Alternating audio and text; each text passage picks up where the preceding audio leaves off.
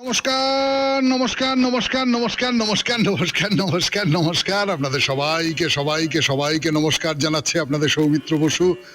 সবাইকে অজস্র শুভকামনা জানাচ্ছে, সবাইকে স্বাগত জানাচ্ছে আজকের এই শরণাগত অনুষ্ঠানে এবং সবাইকে শুভ সকাল জানাচ্ছে। শুভ হোক, শুভ হোক, সকলের শুভ হোক, সকলের ভালো হোক, কল্যাণ হোক, কল্যাণ হোক, মঙ্গল হোক, সবাইকার ভালো হোক, সবাইকার ভালো হোক। পুজো এসে যাচ্ছে তো এখন খুব ইচ্ছে করে যে সবাই খুব ভালো থাকুন, আনন্দে থাকুন। আজ সৎসঙ্গের প্রতিষ্ঠাতা শ্রী শ্রী অনুকূল চন্দ্র ঠাকুরের দেওঘরে শুভাগমন, সেই উপলক্ষে তো ওখানে উৎসব হবেই। এবারে বেণীমাধবশীলের পঞ্জিকা অনুযায়ী আজকের দিনটার কথা বলি। আজকে 16ই ভাদ্র 1432, ইংরেজির 2রা সেপ্টেম্বর 2025, মঙ্গলবার। আজ দশমী। সূর্যোদয়ের সময় ভোর 5:22, সূর্যাস্তের সময় বিকেল 5:53। নক্ষত্র মূলা। আজকে জন্মে ধনু রাশি, ক্ষত্রিয় বর্ণ, রাক্ষসগণ। রাত্রি 8:20 গতে নরগণ। আমাদের হোয়াটসঅ্যাপে চিঠি পাঠাবার নাম্বার 9831922927। চিঠির গোড়ায় অতি অবশ্যই SG লিখতে হবে। এবারে আজকের অনুষ্ঠান সম্পর্কে বলি। আজকের অনুষ্ঠানে প্রথমে পুরাণ চিরন্তনে দাস রাজার সম্পর্কে বলছি আপনাদের। দাস রাজা মানে সত্যবতীর বাবা। সত্যবতী, যার সূত্র ধরে বা সত্যবতীর সঙ্গে শান্তনুর বিবাহের সূত্র ধরে কুরুবংশের যে সমস্যাটা তৈরি হয় এবং তার ফলে গোটা মহাভারত রচিত হয়, এবং সেটা কিন্তু দাস রাজার একটা শর্তের কারণে। সেই শর্তটা কি? আমি কিচ্ছু জানি না।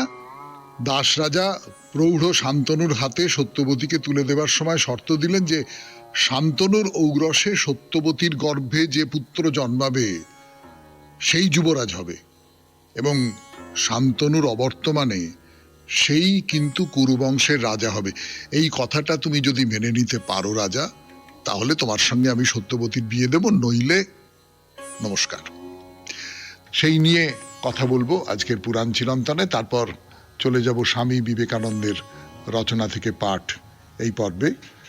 স্বামী বিবেকানন্দের যে রচনাটি পড়ে শোনাবো তার নাম আত্মা, প্রকৃতি ও ঈশ্বর।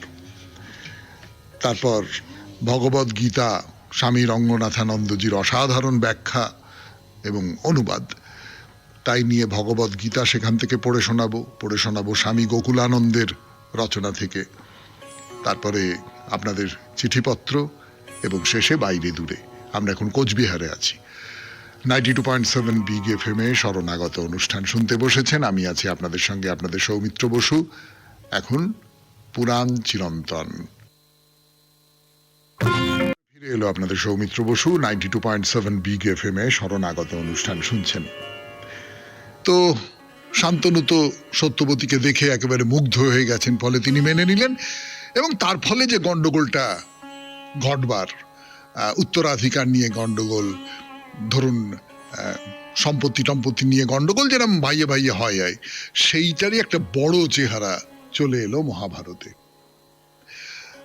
তাই যদি হয়, তাহলে আমি যদি বলি এই কথাটা যে কুরু রাজবংশ এমনি ভালো ছিল, সুখে ছিল, কোনো অসুবিধে নেই, সব ঠিকঠাক রয়েছে, এই দাস রাজাই প্রথম সেই বীজটা বপন করলেন, যে বীজটা আস্তে আস্তে আস্তে আস্তে বাড়তে বাড়তে বাড়তে বাড়তে একটা মহীরুহে পরিণত হবে, এবং সেই মহীরুহ গোটা ভারতের যে বিন্যাস, গোটা ভারতের যে রাজনৈতিক বিন্যাস বলতে পারেন, সামাজিক বিন্যাস বলতে পারেন, নৈতিক বিন্যাস বলতে পারেন, ধর্মীয় বিন্যাস যেটা বলতে পারেন, এই সবটাই তো পরস্পরের সঙ্গে যুক্ত। এই সবটাকে একেবারে ভেঙে চুরে ছত্রখান করে দেবে, যে শান্তনুর ছেলে সত্যবতীর গর্ভে সেই রাজা হবে। শান্তনু সহজে কিন্তু রাজি হননি, কিন্তু শেষ পর্যন্ত রাজি হতে হয়েছিল। শান্তনু প্রথমে বলেছিলেন না, এটা হতে পারে না, বলে আবার রাজধানীতে ফিরে এসেছিলেন। তারপর কি হলো? 92.7 বিগ এফএম এ শরণাগত অনুষ্ঠান শুনছেন। আমি আছি আপনাদের সঙ্গে, আপনাদের সৌমিত্র বসু। এখন পুরাণ চিরন্তন, গানের পর গান শেষ করে ফিরে এলাম। 92.7 বিগ এফএম এ শরণাগত অনুষ্ঠান শুনছেন। ও যা বলছিলাম, শান্তনু তো নিজের রাজ্যে ফিরে এলেন। ফিরে এসে আর সত্যবতীকে ভুলতে পারছেন না। শয়নে, স্বপনে, জাগরণে সব সময় সত্যবতী সত্যবতী সত্যবতী সত্যবতী। দিন দিন রোগা হয়ে যাচ্ছেন। তো শান্তনুর ছেলে দেবব্রত তো বাবার অবস্থা দেখে খুব চিন্তিত হয়ে পড়েছেন। তো বাবার কাছে সরাসরি জিজ্ঞেস না করে তিনি মন্ত্রীর কাছে জিজ্ঞেস করলেন যে বাবার এইরকম খুব শোকগ্রস্ত বলে মনে হচ্ছে বাবাকে, এটা কি কি কি হলো? তিনি একবার গেলেন, গিয়ে তারপর কোথায় একটা গেলেন, তারপরেই এরকম ফিরে এসে এইরকমটা হয়ে গেল, কি ব্যাপারটা কি হলো? তো মন্ত্রী তাকে বললেন যে এই হলো তোমার বাবার শোকের কারণ, এরম এরম ব্যাপার হয়েছে। তো দেবব্রত বললেন যে বেশ ঠিক আছে, বলে ওই ক্ষত্রিয়দের নিয়ে এবং ব্রাহ্মণ, কুরুসভার বৃদ্ধ ক্ষত্রিয়, এদের সবাইকে নিয়ে দাসরাজের কাছে গেলেন। গিয়ে বললেন যে আমি আমার বাবার জন্যে আপনার কন্যাকে প্রার্থনা করছি, আপনি আপনার কন্যাকে আমার বাবার হাতে অর্পণ করুন। তো দাসরাজ বললেন না, আমার তো কোনো আপত্তি নেই, কিন্তু আমি যেটা বলেছি সেটা করতে হবে। সত্যবতীর গর্ভে যে সন্তান আসবে তাকেই রাজা করতে হবে। তিনি তখন দেবব্রতকে, সেই দাসরাজ বললেন যে শোনো, এই যে মেয়েটি, এই মেয়েটি আমার ঔরসজাত সন্তান নয়, একে আমি পালন করেছি মাত্র। ইনি কিন্তু উপরিচর বসুর কন্যা, মানে রাজবংশের মেয়ে। এমন ভেবো না যে ধীবর কন্যা আমি তাকে গছিয়ে দিচ্ছি, তা না, রাজবংশের মেয়ে। এবং তার বাবা উপরিচর, তিনিও চান যে সত্যবতী রাজা শান্তনুর প্রিয়া মহিষী হবেন। এটা বলবার সঙ্গে সঙ্গে দাসরাজ আর একটা ছোট তথ্য দিলেন, যার থেকে বুঝতে পারা যায় যে এই যে পরাশরের ঔরসে ব্যাসের জন্ম হবার পরে বহু বিশিষ্ট ঋষি মহর্ষি সত্যবতীকে পত্নী রূপে লাভ করতে চাইছিলেন, হয়তো ব্যাসের সমতুল্য পুত্র প্রাপ্তির আশায়। এবং এই পানি প্রার্থীদের মধ্যে মহর্ষি অসিত আছেন। দাসরাজ বলছেন যে শুধুমাত্র উপরিচর বসু শান্তনুর সঙ্গে সত্যবতীর বিয়ে দিতে চান বলে অসিতের মতো তপস্বী ঋষিকেও আমি প্রত্যাখ্যান করেছি, কাজে আমি এখান থেকে নড়তে পারবো না। আজকের মতো শেষ করছি পুরাণ চিরন্তন 92.7 বিগ এফএম এ শরণাগত অনুষ্ঠানে। এখন গানের পর স্বামী বিবেকানন্দের রচনা থেকে পড়ে শোনাবো আপনাদের আত্মা, প্রকৃতি ও ঈশ্বর। গান শেষ করে ফিরে এলো আপনাদের সৌমিত্র বসু 92.7 বিগ এফএম এ শরণাগত অনুষ্ঠানে। যতটা পড়েছিলাম স্বামী বিবেকানন্দের রচনা থেকে আত্মা, প্রকৃতি ও ঈশ্বর, তারপর থেকে পড়ে শোনাই। আত্মাও শাশ্বত কেন? প্রথমত আমরা জানি আত্মা জড় নয়, ইহা স্থূল শরীর নয়, অথবা আমরা যাহাকে মন বা চিন্তা বলি সেরূপ কোনো সূক্ষ্ম শরীরও নয়। ইহা ভৌতিক শরীর নয়, কিংবা খ্রিস্ট ধর্মে যাহাকে আত্মিক দেহ বলে তাহাও নয়। স্থূল ও আত্মিক শরীর দুই পরিবর্তনশীল। স্থূল শরীর প্রায় প্রতি মুহূর্তেই পরিবর্তনশীল এবং মরণশীল, কিন্তু সূক্ষ্ম শরীর মানুষের মুক্তি লাভ পর্যন্ত দীর্ঘকাল বর্তমান থাকে, তারপর উহার শেষ হইয়া যায়। মানুষ যখন মুক্ত হয় তখন তাহার আত্মিক শরীরও বিলীন হয়। যখনই কোনো মানুষের মৃত্যু হয় তখনই তাহার স্থূল শরীর পঞ্চভূতে মিশিয়া যায়। কোন অনুপরমাণুর দ্বারা গঠিত নয় বলিয়া আত্মা অবিনশ্বর। ধ্বংস বলিতে আমরা কি বুঝি? যেসব মূল উপাদান লইয়া একটি বস্তু গঠিত তাহাদের বিভাজনই ধ্বংস। এই গ্লাসটি যদি নানা খণ্ডে ভাঙিয়া যায়, তাহা হইলে ইহার অংশগুলি বিচ্ছিন্ন হইয়া যাইবে এবং তাহাতেই গ্লাসটি ধ্বংস হইবে।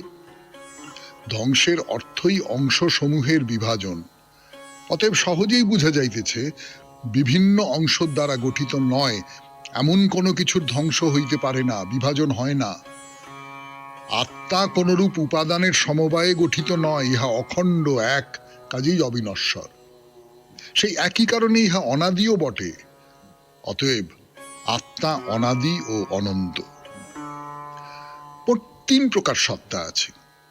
প্রথমত আছে অসীম অথচ পরিবর্তনশীল প্রকৃতি।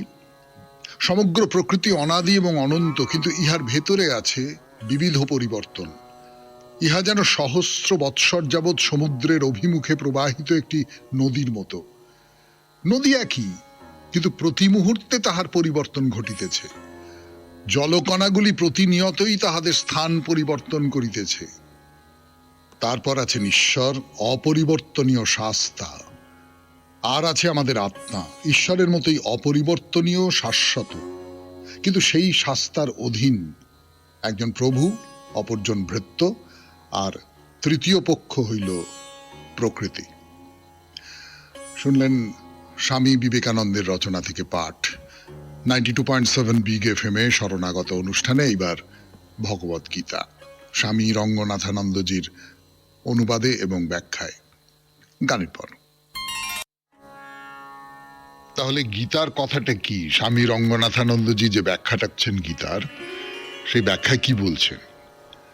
বলছেন এই যে গীতা পড়ে শোনাই, তাই এই মহান গ্রন্থে গীতার প্রথম অংশে শিক্ষা দেওয়া হয়েছে কিভাবে আত্মোন্নতি করতে হয়, আত্মবিশ্বাস জাগাতে হয়, বাধা বিপর্যয়ের সামনাসামনি হবার সামর্থ্য অর্জন করতে হয়, কিভাবে নারী পুরুষ নির্বিশেষে মনুষ্য পদবাচ্য হতে হয়। গীতার শেষে শ্রীকৃষ্ণ উচ্চতর পর্যায়ের উপদেশে বলবেন, সবকিছুই ঈশ্বরে সমর্পণ করো, এ সবই তো তারই, তুমি তো কেবল যন্ত্র। এই হলো সম্পূর্ণ আত্মসমর্পণ। গীতার চরম শ্লোকে তাই বলেছেন, ত্বমেব শরণং গচ্ছা, সবকিছু ঈশ্বরে সমর্পণ করো। সকলেই সমর্পণ করতে পারে না। খুব সবল না হলে তুমি সমর্পণ করতে পারবে না। যার কাছে বা ব্যাংকে কোনো অর্থ নেই, সে যদি বলে আমি ত্যাগ করব, সে কি ত্যাগ করবে? তোমার অর্থ নেই, বুদ্ধি নেই, কিছুই নেই, তুমি কি ত্যাগ করবে? ত্যাগ করবার জন্য কিছু অর্জন করো, কঠোর পরিশ্রম করো, অর্থ উপার্জন করো, অন্যের আস্থা অর্জন করো। এই হলো মনুষ্যোচিত শিক্ষার প্রথম স্তর। শিক্ষার শেষ স্তরের কথা গীতার পরে আসবে। তোমার অহংকারকে সম্পূর্ণরূপে ঈশ্বরে সমর্পণ করার মতো আরো বেশি শক্তি অর্জন করো। অর্থ উপার্জন শক্তি ও কঠোর শ্রম সাপেক্ষ, কিন্তু অর্থ দান করতে আরো বেশি শক্তি চাই, তাই নয় কি? উপার্জিত অর্থ দান করা কত কষ্টকর। এবারে আবার গীতার শ্লোক থেকে পড়া, আমি বাংলা অনুবাদ বলছি। অর্জুন বললেন, পৃথিবীর কোন রকম সমৃদ্ধ রাজ্য বা স্বর্গের অধিবাসীদের ওপর আধিপত্য লাভ করলেও যে আমার ইন্দ্রিয় সন্তাপক শোক নিবারিত হবে, তেমন লক্ষণ আমি দেখছি না।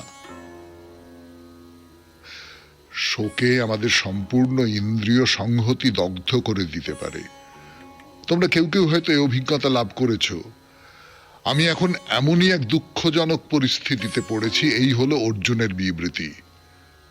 তারপর সঞ্জয়ের কথা পরবর্তী ঘটনা সম্পর্কে, যার ফলে শ্রীকৃষ্ণকে শুরু করতে হলো এ বিষয়ে তার আলোচনা। সঞ্জয় কি বলছেন? সঞ্জয় বলছেন, গোবিন্দ শ্রীকৃষ্ণকে এই কথা বলে অর্জুন বললেন, আমি যুদ্ধ করছি না, এবং নিশ্চুপ হয়ে রথে বসে রইলেন। এরপর কৃষ্ণ কি করলেন? কৃষ্ণ পরিস্থিতিকে নিয়ন্ত্রণ করে রাখার জন্য প্রচন্ড ক্ষমতার অধিকারী ছিলেন। তিনি অর্জুনের মতো বিভ্রান্ত হয়ে পড়েননি। দেখা যায় যেখানেই প্রচন্ড আত্মনিয়ন্ত্রণ ও আত্মসংযম, সেখানেই মন স্বতঃস্ফূর্ত ও স্বাভাবিক। স্মিত হাস্য লক্ষ্য করা যায়।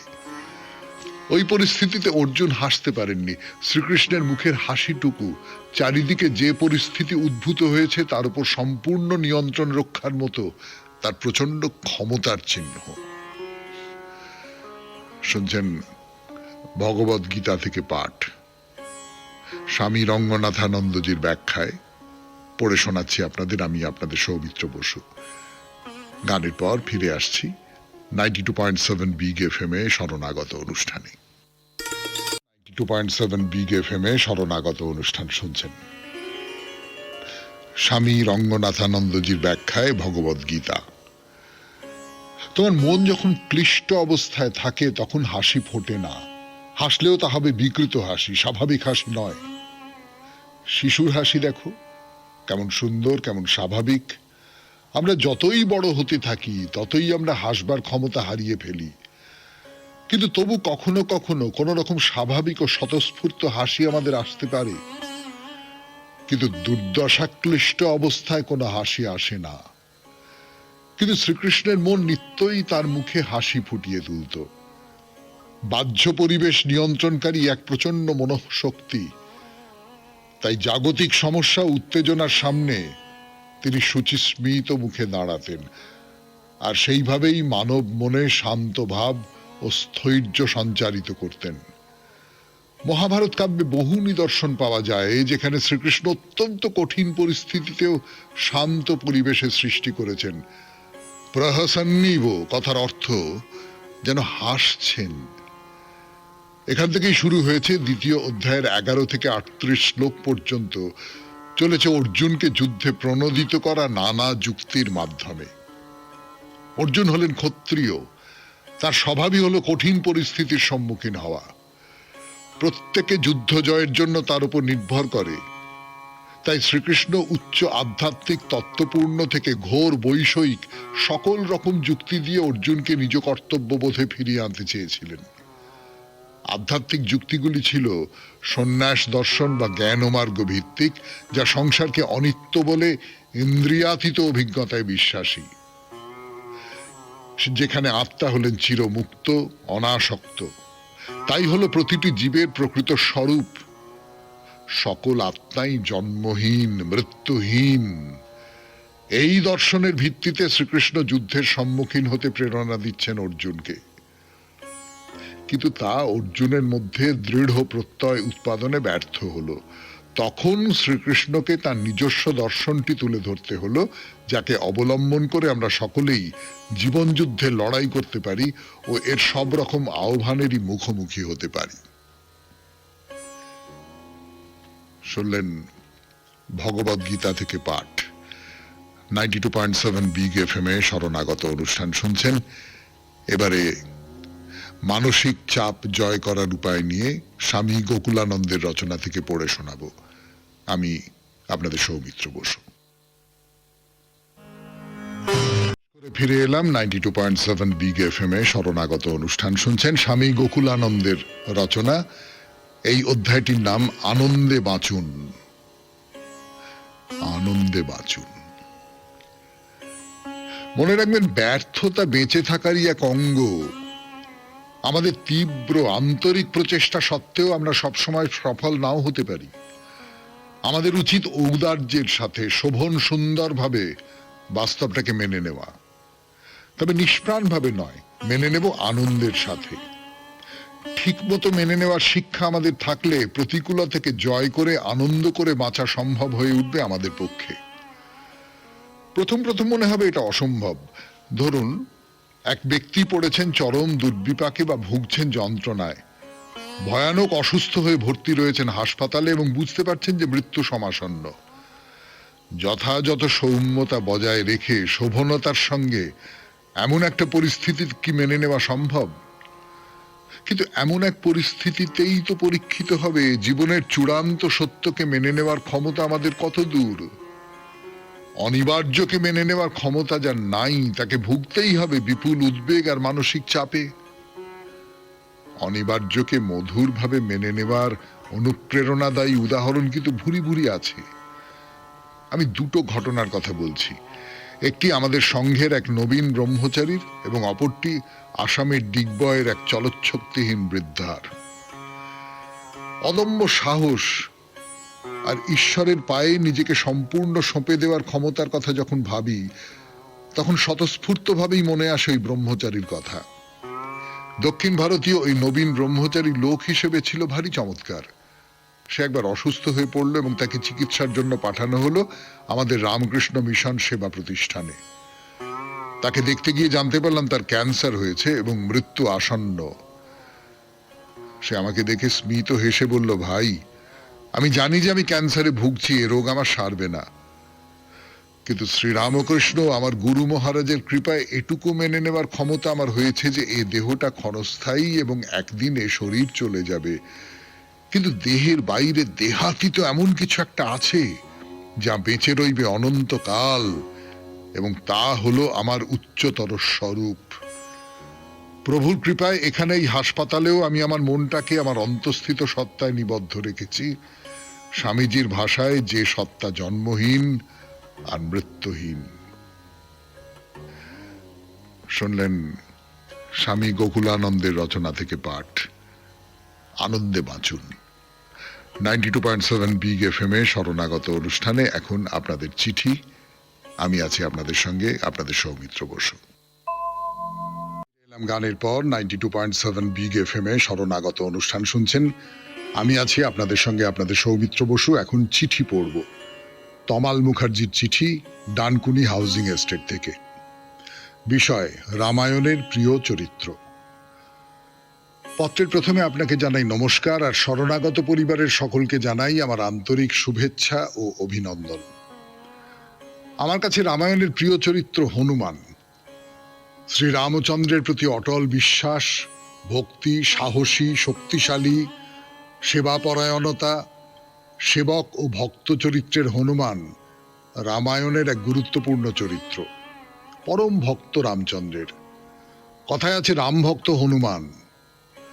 পবননন্দন হনুমানকে শিবের অবতার হিসেবেও গণ্য করা হয়। তার এই পরম ভক্তি, সাহসিকতা, প্রখর বুদ্ধি ও সেবাপরায়ণতা তাকে আমার মনে মহান করে তুলেছে। দেবতা ইন্দ্র তাকে বর দিয়েছিলেন যে তিনি বজ্রের মতো শক্তিশালী হবেন। অগ্নির বরে, আগুন দ্বারা তার কোনোদিন ক্ষতি হয়নি। আবার বরুণের বরে তিনি জলের বিপদ থেকেও বাঁচেন। বাতাসের মতো দ্রুত হন তিনি বায়ুর বরে। প্রজাপতি ঋষি ব্রহ্মা তাকে বর দিয়েছিলেন যে তিনি যে কোনো দুর্গম স্থানে গমন করতে পারবেন, কারো ক্ষমতা হবে না তাকে রোধ করার। এই সকল বর পেয়ে হনুমান হয়ে উঠেছেন এক অমর চরিত্র। দাস্য হচ্ছে বলবানের ভাব, শতসিংহের শক্তি তার শরীরে। লক্ষণের জন্য বিশল্যকরণী গাছের প্রয়োজনে গোটা গন্ধমাদন পর্বত তুলে আনলেন তিনি। দ্বারকায় এসে শ্রীকৃষ্ণকে বলছেন, আমায় সীতা দেখাও। শ্রীকৃষ্ণ পড়লেন মহা ফাঁপড়ে, সীতা পাবেন কোথায়? নাছোড়বান্দা হনুমান। তখন শ্রীকৃষ্ণ রুক্মিণীকে বললেন, তুমি সীতা সাজো আর আমার পাশে বসো, তা না হলে এই ভক্ত হনুমানের হাত থেকে রক্ষা নেই। শুধু অন্তরে রাম আর সীতা ভাব। নির্লোভ হনুমানকে দেখি স্ফটিক স্তম্ভ থেকে ব্রহ্মাস্ত্র নিয়ে পালাচ্ছেন। মন্দোদরী দেখে বিচলিত। তখন কি করবেন? ফল নিয়ে লোভ দেখাচ্ছেন তাকে। আয় রে, তার কাছে এইসব ফল তো তুচ্ছ, তার কি ফলের অভাব? শ্রীরামচন্দ্র তো তার কাছে আছেন, আর তিনি তো তার কল্পতরু। শ্রীরামচন্দ্র আর সীতা মা বনবাস থেকে ফিরে এসেছেন অযোধ্যা মহানগরীতে। হনুমান ছুটে আসেন মাতা কৈকেয়ীর কাছে, হাত জোড় করে বলছেন, মাতা, তোমার অশেষ কৃপা। তুমি যদি প্রভু শ্রীরামচন্দ্রকে বনবাসে না পাঠাতে, তবে কি আমি আমার মনের মানুষ পেতাম? অন্তরে শুধু শ্রীরাম, শ্রীরাম আর শ্রীরাম। ঠাকুর শ্রীরামকৃষ্ণেরও দেখি হনুমানের মতো দাস্য ভাব। কাপড় পিছনে ঝুলিয়ে লেজ বানিয়ে লাফিয়ে লাফিয়ে চলেছেন। খোসা সমেত ফল গাছের উপর বসে খাচ্ছেন, আর মুখে রঘুবীর রঘুবীর। নমস্কার আনতে তমাল মুখার্জি, ডানকুনি হাউজিং এস্টেট, ডানকুনি, হুগলি। তমালবাবু, হনুমানকে আমরা একটু একপাশে দূরে সরিয়ে রাখি। আজকাল আর ততটা রাখছি না বাঙালিরা। একটা সময় পর্যন্ত বাঙালিরা হনুমানকে একটু ঠাট্টার চরিত্র বলেই মনে করেছে, কিন্তু এখন খানিকটা উত্তরপ্রদেশের প্রভাব তো আমাদের ওপর খুব প্রবলভাবে এসে পড়ছে। তার ফলে এরকম একটা হচ্ছে যে এখন হনুমান স্তোত্র খুব জনপ্রিয়, বজরংবলীর পুজো খুব জনপ্রিয়। আপনি সেই হনুমানকে পছন্দ করেন এবং তার যথেষ্ট কারণের কথা আপনি জানিয়েছেন। আপনাকে ধন্যবাদ এই চিঠির জন্যে। এরপর বাইরে দূরে 92.7 বিগ এফএম এ শরণাগত অনুষ্ঠান শুনছেন। আমি আছি আপনাদের সঙ্গে, আপনাদের সৌমিত্র বসু। গানের পর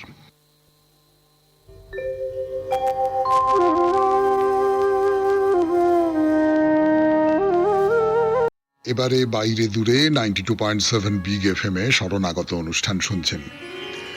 কোচবিহারের সিদ্ধেশ্বরী মন্দির দর্শন করা হয়ে গেছে আমাদের। মন্দির দর্শন করেছি, দেবী প্রতিমা দর্শন করেছি, কিন্তু এই মন্দির একেবারে মন্দিরের পাশেই একটা গাছ আছে, সেই গাছটিকে দর্শন করতে এসেছি। তো এর আগেও বলেছি আমি এই গাছ সম্পর্কে, এর আগের দিন বলেছি আপনাদের। কিন্তু গাছটা তাহলে খুব সাধারণ কোনো গাছ নয়। বস্তুত সাধারণ কোনো গাছ যে নয় সেটা একেবারে হাতে ধরে প্রমাণ করিয়ে দেওয়া হয়েছে। অন্যান্য অনেক মন্দিরেই আমরা দেখেছি এরকম গাছ থাকে, যে গাছটা আমরা তো নানান গাছের কথা বলেছি, মন্দির দর্শন করে তারপর গাছ দেখতে গেছি। এখানে এই যে গাছটি, সেটা চারপাশটা ঘিরে রাখা আছে তো ঠিকই, কিন্তু এই যে ঘেরা পাঁচিলের মধ্যে, নিচু পাঁচিল, সেখান দিয়ে একটা তোরণের মতন আছে, বহু প্রাচীন তোরণ, ভেঙে পড়ো পড়ো এরম একটা অবস্থা। কিন্তু সেই তোরণের মধ্যে দিয়ে আপনি যাবেন সেই কামরাঙা গাছ দেখতে। অনেক দিনের পুরনো এই গাছ, আর এই গাছের সঙ্গে একটা কাহিনী জড়িত হয়ে আছে। তাকে আপনি কিংবদন্তি বলতে পারেন। মানে কিংবদন্তি মানে কি? কিংবদন্তি, কেউ একটা বলেছিল। তা কেউ একটা যে বলেছিল সে তো তার কল্পনা থেকেই বলেছিল। কাজী কিংবদন্তি মানে হচ্ছে যে কোনো একজন বা একাধিক মানুষের কল্পনা দিয়ে যে সত্যটা তৈরি হয়ে ওঠে, যে ইতিহাসটা তৈরি হয়ে ওঠে।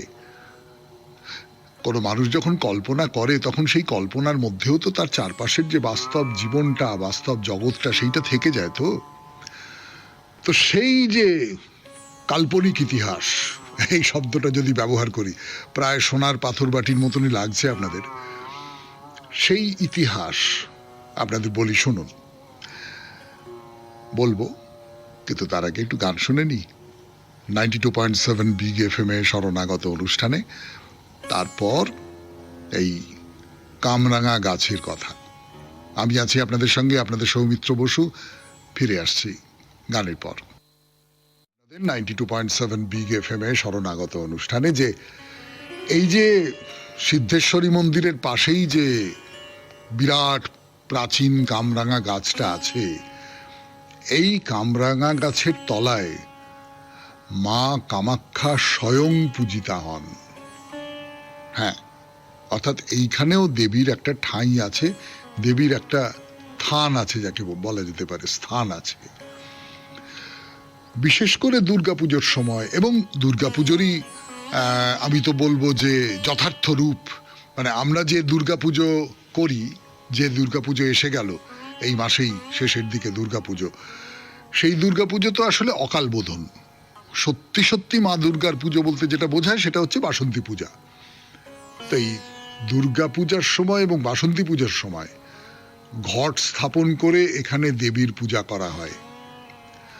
এবং এই যে দেবী কামাখ্যার মূর্তি রয়েছে এখানে, দেবী কামাখ্যাকে অধিষ্ঠান করানো আছে এখানে, তার পুজো হয়।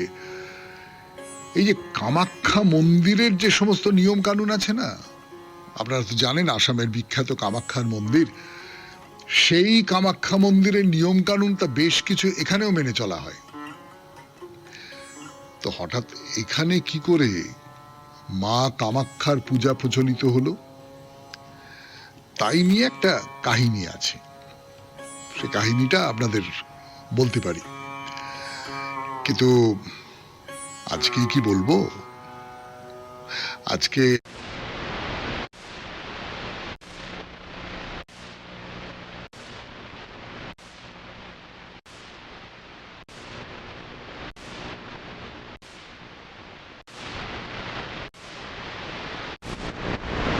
হবে।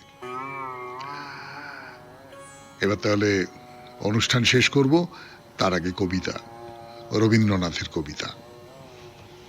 তোমার শঙ্খ ধুলায় পড়ে কেমন করে সইব, বাতাস আলো গেল মোরে একিরে দুর্দৈব, লড়বি কে আয় ধ্বজা বে, গান আছে যার ওঠ না গে, চলবি যারা চল রে ধে, আয় না রে নিঃশঙ্ক, ধুলায় পড়ে রইল চেয়ে ওই যে অভয় শঙ্খ। চলেছিলেন পূজার ঘরে সাজিয়ে ফুলের অর্ঘ্য, খুঁজি সারা দিনের পরে কোথায় শান্তি স্বর্গ। এবার আমার হৃদয় ক্ষত, ভেবেছিলেম হবে গত, ধুয়ে মলিন চিহ্ন যত হব নিষ্কলঙ্ক, পথে দেখি ধুলায় নত তোমার মহাশঙ্খ। আরতি দ্বীপ এই কি জ্বালা, এই কি আমার সন্ধ্যা, গাঁথব রক্ত জবার মালা, হায় রজনীগন্ধা। ভেবেছিলেম যোঝাযুঝি মিটিয়ে পাবো বিরাম খুঁজি, চুকিয়ে দিয়ে ঋণের পুঁজি লব তোমার অঙ্ক, হেনকালে ডাকল বুঝি নীরব তব শঙ্খ। যৌবনেরই পরশমণি করাও তবে স্পর্শ, দীপক তানে উঠুক ধ্বনি দীপ্ত প্রাণের হর্ষ, নিশার বক্ষ বিদার করি উদ্বোধনে গগন ভরি, অন্ধদিকে দিগন্তরে জাগাও না আতঙ্ক, দুই হাতে আজ তুলব ধরে তোমার জয় শঙ্খ। জানি জানি তন্দ্রা মম রইবে না আর চক্ষে, জানি শ্রাবণ ধারাসম বান বাজিবে বক্ষে, কেউ বা ছুটে আসবে পাশে, কাঁদবে বা কেউ দীর্ঘ শ্বাসে, দুঃস্বপনে কাঁপবে ত্রাসে সুপ্তির পর্যঙ্ক, বাজবে যে আজ মহল্লাসে তোমার মহাশঙ্খ। তোমার কাছে আরাম চেয়ে পেলেম শুধু লজ্জা, এবার সকল অঙ্গ ছেয়ে পড়াও রণসজ্জা, ব্যাঘাত আসুক নব নব আঘাত খেয়ে অচল রব, বক্ষে আমার দুঃখে তব বাজবে জয় ডঙ্ক, দেব সকল শক্তি লব অভয় তব শঙ্খ। সবাই খুব ভালো থাকবেন, আনন্দে থাকবেন। নমস্কার নমস্কার নমস্কার নমস্কার নমস্কার নমস্কার নমস্কার নমস্কার নমস্কার আপনাদের সবাইকে সবাইকে সবাইকে নমস্কার জানাচ্ছে আপনাদের সৌমিত্র বসু। সবাইকে অজস্র শুভকামনা জানাচ্ছে, সবাইকে স্বাগত জানাচ্ছে আজকের এই শরণাগত অনুষ্ঠানে এবং সবাইকে শুভ সকাল জানাচ্ছে। শুভ হোক, শুভ হোক, সকলের শুভ হোক, সকলের ভালো হোক, কল্যাণ হোক, কল্যাণ হোক, মঙ্গল হোক, সবাইকার ভালো হোক, সবাইকার ভালো হোক। পুজো এসে যাচ্ছে তো এখন খুব ইচ্ছে করে যে সবাই খুব ভালো থাকুন, আনন্দে থাকুন। আজ সৎসঙ্গের প্রতিষ্ঠাতা শ্রী শ্রী অনুকূল চন্দ্র ঠাকুরের দেওঘরে শুভাগমন, সেই উপলক্ষে তো ওখানে উৎসব হবেই। এবারে বেণীমাধবশীলের পঞ্জিকা অনুযায়ী আজকের দিনটার কথা বলি। আজকে 16ই ভাদ্র 1432, ইংরেজির 2রা সেপ্টেম্বর 2025, মঙ্গলবার। আজ দশমী।